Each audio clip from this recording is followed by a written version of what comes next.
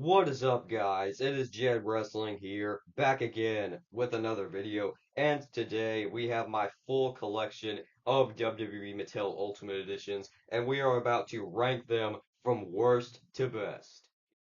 Now, I don't have all that many Ultimate Editions. I only have 7, so I didn't have a lot of material to work with here, but I thought this would be a fun video to make. I definitely want to get more Ultimate Editions coming up soon, like the Finn Balor, the new Ultimate 25 Finn Balor. I've been eyeing up that one for a while.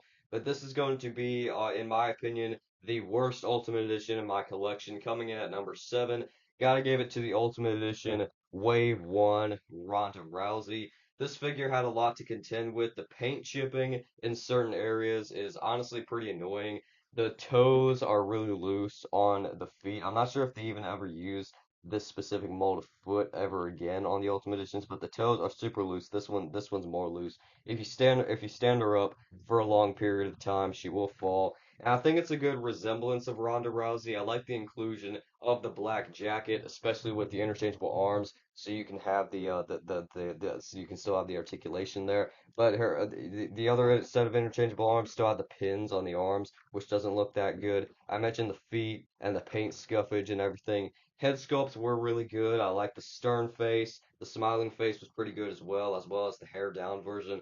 But just overall, this is my least favorite Ultimate Edition in my collection. So number 7, I had to give it to Ronda Rousey, unfortunately.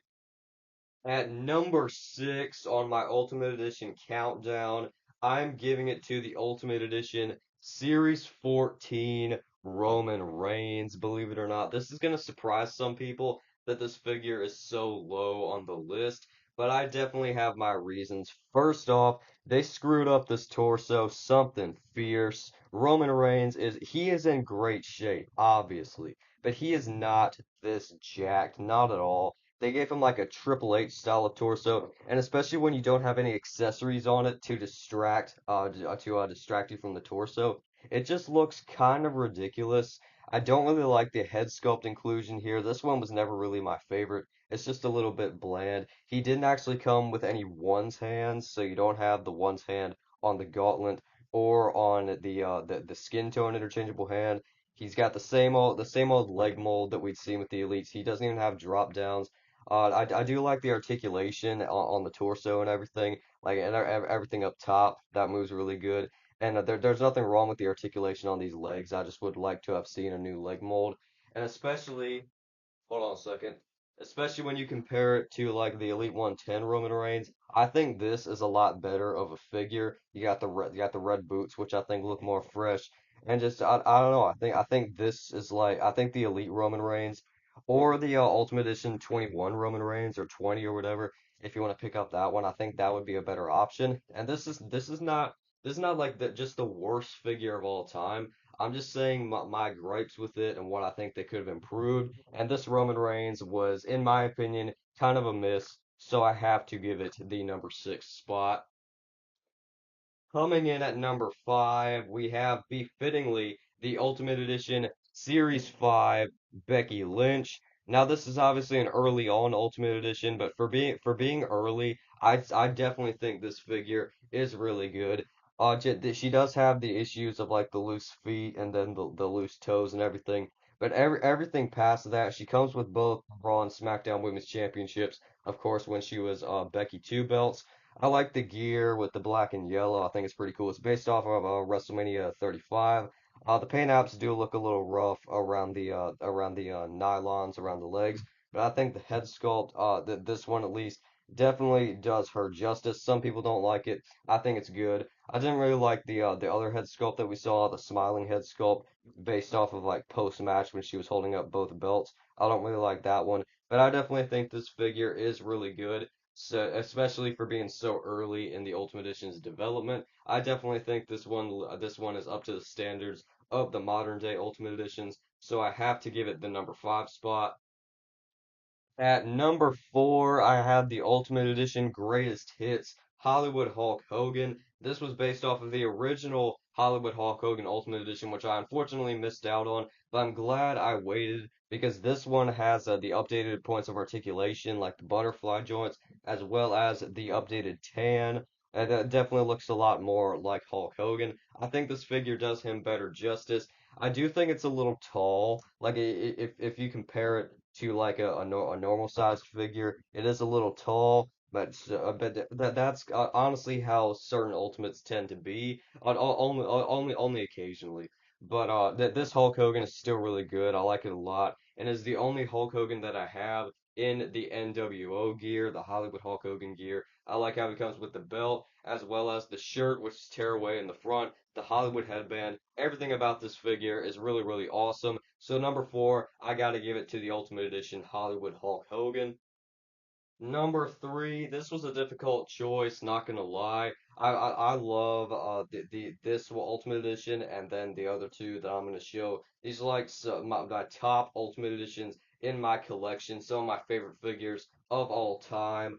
But number three, I decided to give it to the Ultimate Edition Wave 16 AJ Styles. Based off WrestleMania 38 when he faced Edge, he's got the vest, which has a cloth hood, which is really, really awesome. All new head sculpts, including one with the hair flowing to the side, so you can do the phenomenal forearm.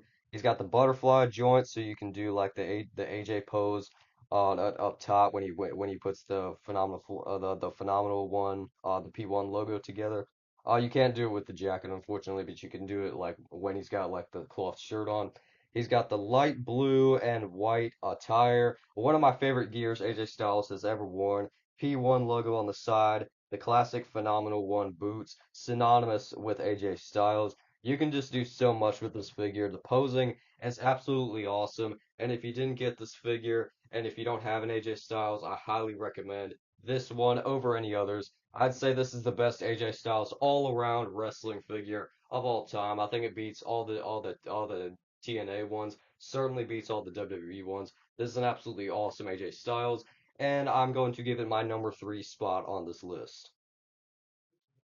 Likewise, the number two ranking was hard. It's between this one and then the other one, but I did make up my mind. At number two, I've got the Ultimate Edition Ringside Collectibles exclusive CM Punk. Yup, I gave this one number two. It's an amazing figure, no doubt about it. He's got the spinner belt, which doesn't spin, which is kind of a bummer. But the classic Money in the Bank 2011 gear, so iconic. Got the shirt with the Velcro on the back, so he doesn't have the best in the world logo, unfortunately. But he's got the lightning fist on the shirt, the classic wrist tape, all the tattoo detail, obviously with the exception of the Pepsi and then the Cobra logo.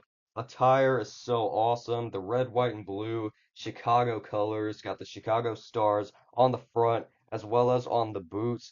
The paint apps, honestly, that they are a little messed up on the kick pads. So that's how I got them out of the box. They were just a little bit scuffed up. But I guess that's not too big of an issue. Like I said with the AJ Styles, the posing is absolutely awesome, especially for being a newer age figure. They absolutely nailed the articulation on the CM Punk. Everything moves great. It's a great resemblance of CM Punk. And I had to give this one the number two spot on my list, even if it's not number one. This is still an amazing figure, and I recommend it for any collection. Number two, I got CM Punk.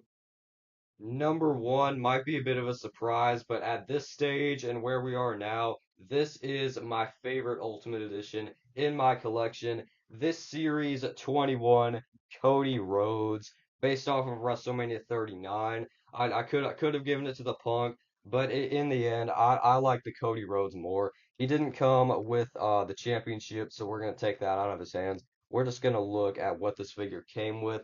And overall, it's absolutely awesome. You get two interchangeable heads with it. You got the robe that he was wearing at WrestleMania 39 with the gold, red, white. Got some black. It's absolutely awesome. Just so much crazy like molding and stitching across the front. Got the American Nightmare logo on the back. The attire is really, really good. Based off of WrestleMania 39, of course. You got the navy blue. This is when he failed to finish the story against Roman Reigns. Then the following year at WrestleMania 40, he would do so. He would top the Tribal Chief. And he is going to be fighting John Cena at WrestleMania. And I'm really not sure who's going to win that match, honestly. I feel like it could go either way. I could see a world where Cody Rhodes stands tall and John Cena fails to win a 17th world title, at least at WrestleMania. But that's sort of where we are now. But the Cody Rhodes is definitely my favorite Ultimate Edition in my collection. Might be a surprise, but I had to give it number one, dude. It's awesome. That has been every WWE Mattel Ultimate Edition in my collection, ranked from worst to best. Like I said, don't have the biggest collection of Ultimates, but I thought this would be a fun video to make, and I hope that you guys enjoyed. Please let me know your favorite Ultimate Edition in your collection down in the comments down below. I would love to hear it, and be sure to smash a like on this video as well as subscribe to my YouTube channel. I would greatly appreciate it. But yes, Jed Wrestling out.